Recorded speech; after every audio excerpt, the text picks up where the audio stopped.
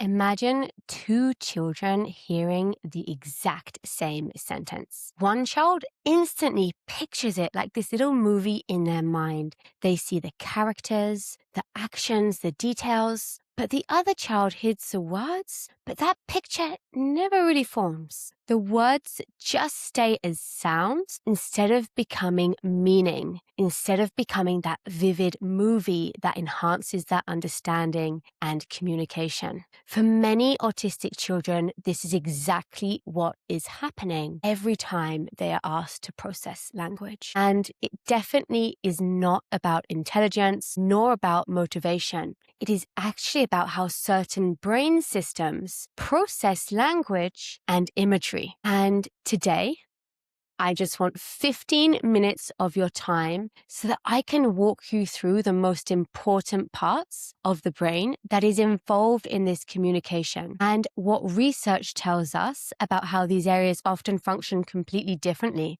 in autistic individuals. Because when we understand the brain, we can start to understand how we can support communication in the right way. The first place we need to look at is the brain's language area. There are two key areas that we need to think about.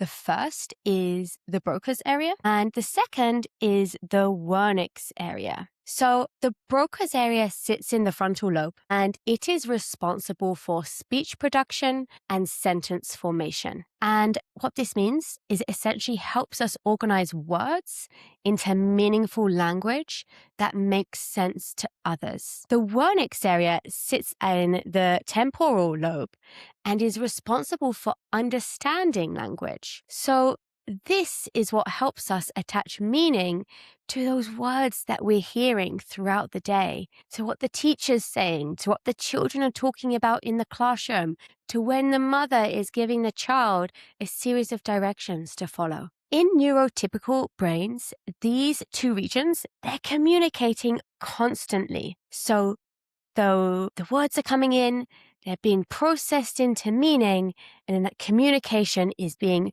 pushed forward and comes out as speech. However, studies using brain imaging have shown that connectivity between these two language regions can be different in autistic individuals. For example, Just et al. In 2000 functional MRI to find that there are reduced connectivity between language areas in autistic participants, specifically during sentence comprehension tasks. So instead of the brain operating as a smooth communication network, it's kind of functioning a little bit more like separate islands of processing. It might be all there, but because they're not communicating, it isn't coming out. And what this does is it makes language slower to process, harder to organize. And unfortunately, this is just one piece of the puzzle. There are some more language areas that also play a role. Understanding words is not just about hearing them. Your brain also needs to build a picture. Right? That movie in your mind that is the foundation of understanding. And this process relies on areas like the angular gyrus and the parietal lobe. These are the areas that help us create mental imagery. They allow us to combine pieces of information that you're listening to or reading into those meaningful concepts. When someone says, "The boy climbed the tall tree," your brain can automatically build a little movie.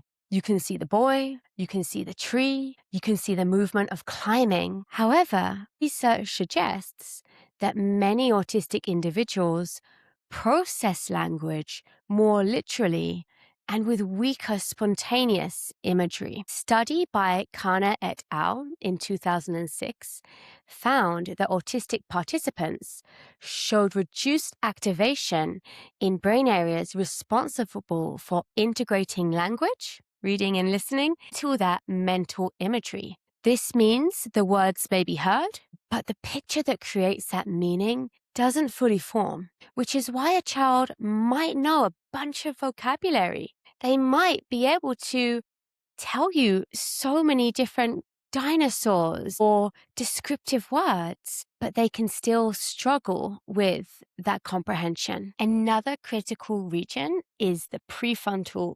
This area is kind of like the director of the brain, and it helps with so many different things. So it helps with the organization of thoughts, planning sentences, staying on topic, which I imagine some of you know a lot about with your children, understanding what someone else might be thinking, right? Another challenge that pops up a lot. And what these are called executive functions, which is a term I'm sure you have heard a lot about. And there are many studies that show differences in how the frontal lobe operates in autism. For example, research by Hill in 2004 found consistent differences in executive functioning skills, such as planning, flexibility, and working memory in autistic individuals. When the brain struggles with something like executive functioning, communication can look a little bit like this: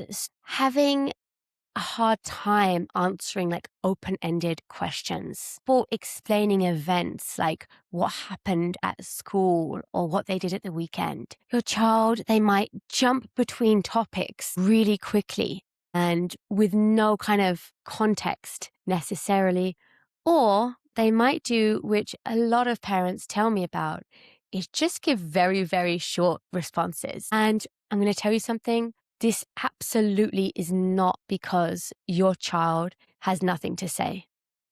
It is not that. It is because the brain or their brain is having difficulty organizing all of that information. This next research that I'm going to share with you is really my jam. This is what I truly, truly, truly believe and have seen helps autistic children. But it is so like underspoken about, like no one is speaking about this. And what this is research in something called connectivity differences. So remember that, connectivity differences. So I want you to think of the brain kind of like a city, right? You have all these different areas and they're like these neighborhoods. And if you think about your city or where you live, you need roads connecting all of these neighborhoods. And in the brain, that is what communication is depending on. These roads being connected, not having roadworks, not having a bunch of traffic or congestion, these roads working smoothly and being that connection. And in the brain, these roads are made of white matter pathways, and research using diffusion imaging has found that autistic brains sometimes show differences in these long-range connections, right? So these little neighborhoods in the brain, the roads might sometimes be like a dirt road, which is really slow to kind of get along. Another road might have a bunch of traffic or roadworks on it. These long-range connections are not flowing smoothly. A recent 2025 study by Kim et al., published in Cerebral Cortex, looks closely at these pathways in autistic children and young adults. And what they found was really important. Instead of the connections being consistent along the entire pathway, there were subtle differences along them. So rather than just like a simple strong connection or weak connection, it's more like some parts of that road are really smooth, then other parts are like slower or less efficient. And this means that even if one brain area is working perfectly fine on its own, the information isn't always traveling smoothly between those different areas. And communication relies on that coordination. So when we think about what this can show us in real life, that might be with difficulty fully understanding language, especially those longer sentences or stories, challenges with back and forth communication, or perhaps slower processing when trying to respond or explain something. Not because the child doesn't know, but because the brain is working so much harder to move information between these systems. And this is why focusing just on speech is never going to be enough. We need to make sure we're supporting how the brain connects, integrates, and processes information as a whole. All of these brain systems work together when we communicate, right? Language areas process words. Imagery areas create meaning. The frontal lobe organizes those thoughts. And then that brain network connects everything together. So even if just one part of this intricate system is weaker, communication is going to become much harder. And this is why simply teaching vocabulary or repeating words often is not going to be enough, because communication is truly going to develop when the brain learns how to build that imagery, connect those ideas, organize that language, and process that meaning. And the incredible thing is that the brain can change. Through neuroplasticity, we can strengthen these networks with the right kind of learning experiences. So if you are out there and you are loving an autistic child and you would do anything to support them with their communication because it's feeling confusing or slow to develop, and maybe you can see how it is impacting them and yourself and your family, it often helps to sit back and ask what might be happening in their brain. Because when we start to understand the underlying systems, we can finally start building communication in a way that actually works. And that's exactly what I spend my time helping parents learn how to do. If you'd like to learn more about how to help your child develop the brain connections that support that communication, I've put together a free masterclass where I walk parents through the key principles and strategies. You can watch it using the link below, and I'll show you how to start building stronger communication pathways in your child's brain.